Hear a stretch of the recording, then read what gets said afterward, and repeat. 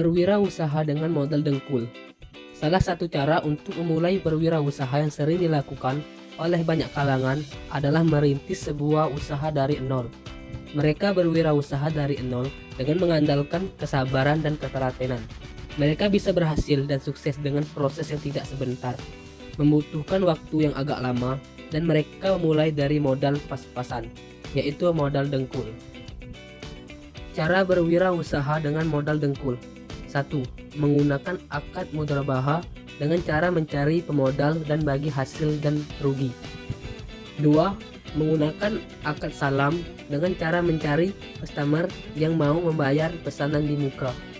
3. Menggunakan akad salam dengan cara mencari customer yang mau membayar pesanan di muka.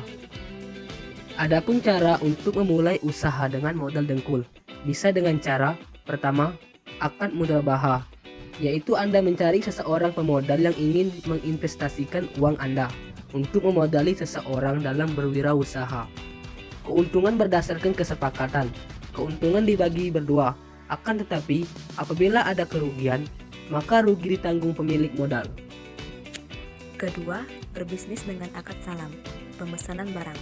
Jika wirausahawan adalah perajin atau penyedia barang atau jasa, ia berhak untuk menawarkan akad salam dengan pelanggannya, yaitu pembelian dibayar lunas di muka, sedangkan serah terima barang dilakukan di belakang sesuai dengan waktu penyerahan barang yang telah disepakati.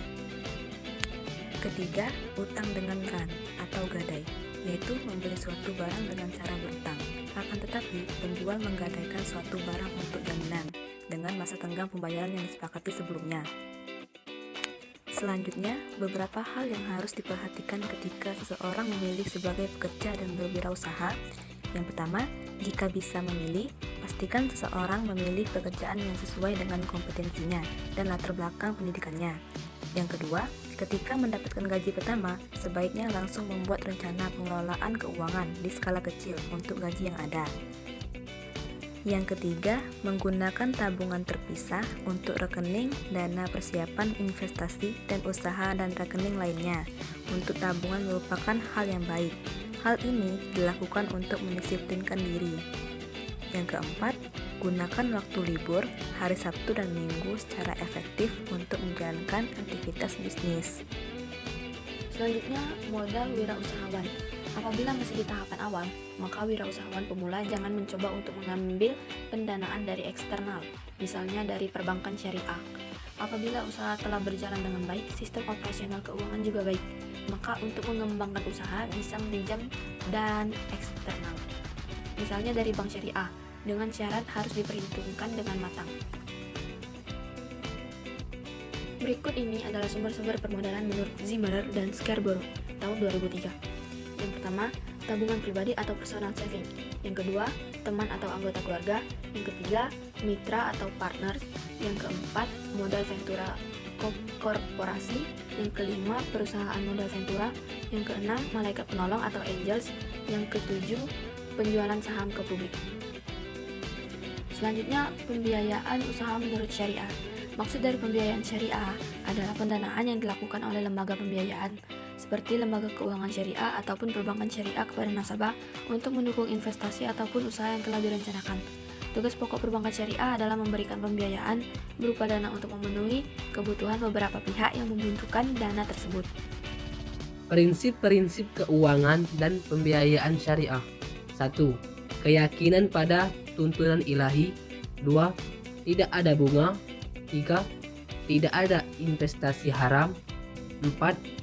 Berbagi resiko dianjurkan. 5. Pembiayaan didasarkan pada aset real. Kegagalan wirausahawan dalam pengembalian modal. 1. Wirausahawan tidak cakap dalam menjalankan usahanya. Bisa jadi karena baru mencoba untuk menjalankan usaha dan belum mempunyai pengalaman yang mumpuni dalam usaha tersebut.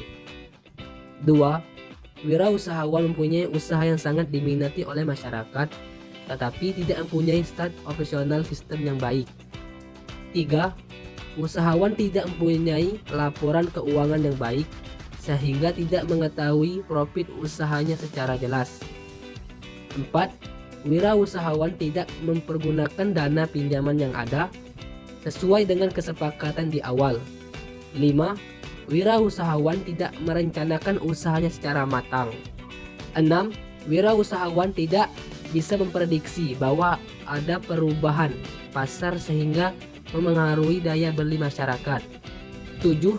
Wirausahawan tidak bisa memprediksi kebijakan pemerintah yang berubah-ubah. Beberapa cara untuk menyelesaikan pembiayaan di perbankan syariah. 1. Apabila nasabah mengalami permasalahan dalam pembiayaan, akan tetapi usaha yang dijalankan masih memungkinkan untuk dilanjutkan dan di masa depan akan bisa kembali beroperasi dengan baik, maka Bank Syariah bisa menawarkan restructuring, yaitu penjadwalan kembali pembayaran kewajiban dari nasabah dan juga jangka waktu yang memungkinkan nasabah untuk bisa melunasi kewajibannya. Bank Syariah juga bisa melakukan perubahan sebagian atau seluruh persyaratan pembiayaan dengan cara reconditioning, dengan catatan tidak mengubah secara maksimum saldo pembiayaan dan piutang. Penataan kembali pembiayaan juga dilakukan dengan cara restructuring, dengan cara memberikan kemudahan kepada debitur yang mengalami kesulitan dalam pembayaran. Selanjutnya, penyelesaian lainnya dilakukan dengan cara pembiayaan ulang dalam bentuk pembiayaan qard hasan atau pinjaman tanpa imbalan. Utang untuk modal usaha tetaplah utang yang harus dikembalikan. Allah memperbolehkan utang piutang, dan Allah sangat memuji orang-orang yang memberikan utang kepada saudaranya yang membutuhkan uang tersebut. Dalam surat Al-Baqarah ayat 245 yang berartikan, siapakah yang mau memberi pinjaman kepada Allah, pinjaman yang baik atau menafkahkan hartanya di jalan Allah, maka Allah akan memperlipat gandakan pembayaran kepadanya dengan lipat ganda yang banyak, dan Allah menyempitkan dan melapangkan rezeki, dan kepadanya lah kamu dikembalikan. Selanjutnya, adapun utang untuk usaha dengan akad mudharabah, misalnya pokok modalnya tetap harus dikembalikan kepada pemilik modal. Adanya ketentuan bahwa risiko kerugian ditanggung oleh pemilik modal. Apabila usaha merugi bukan karena wan prestasi yang dilakukan oleh pengelolaan modal, kejadian yang populer saat ini adalah beberapa pengelola atau mudharib merugi dalam usahanya dikarenakan kelalaiannya sendiri. Akan tetapi, ia menyerahkan risiko tersebut kepada pemilik modal atau disebut sahibul mal dengan cara tidak mau membayar utang modal yang didapatkan olehnya karena kepercayaan yang diberikan kepadanya dari pemilik modal. Kerugian yang dimaksud di sini adalah kerugian yang benar-benar tidak terduga dan merupakan satu kejadian yang mana pengelola tidak bisa menghindar darinya. Misalnya adanya kebakaran karena alami atau tidak dibakar, bencana alam dan lain sebagainya.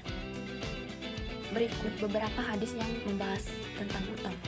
Yang pertama, Rasulullah Shallallahu Alaihi Wasallam bersabda, barang siapa yang berutang suatu utang dan ia bertekad untuk tidak membayarnya, maka ia akan menemui Allah sebagai pencuri.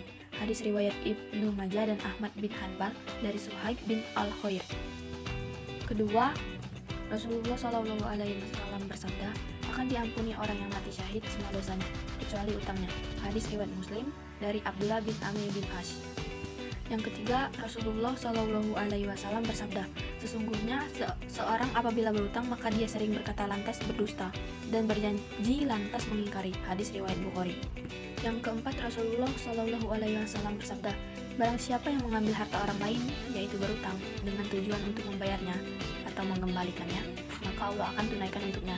Dan barang siapa mengambilnya untuk menghabiskannya, tidak melunasinya, maka Allah akan membinasakannya. Hadis riwayat Bukhari. Dan hadis terakhir, Rasulullah Shallallahu Alaihi Wasallam bersabda, memperlambat pembayaran utang yang dilakukan oleh orang kaya merupakan perbuatan zalim. Jika salah seorang kamu dialihkan kepada orang yang mudah membayar utang, maka hendaklah beralih atau diterima pengalihan tersebut. Hadis riwayat Bukhari dalam sahihnya dan Muslim dalam sahihnya dari hadis Abu Hurairah. Sekian dan terima kasih. Wassalamualaikum warahmatullahi wabarakatuh.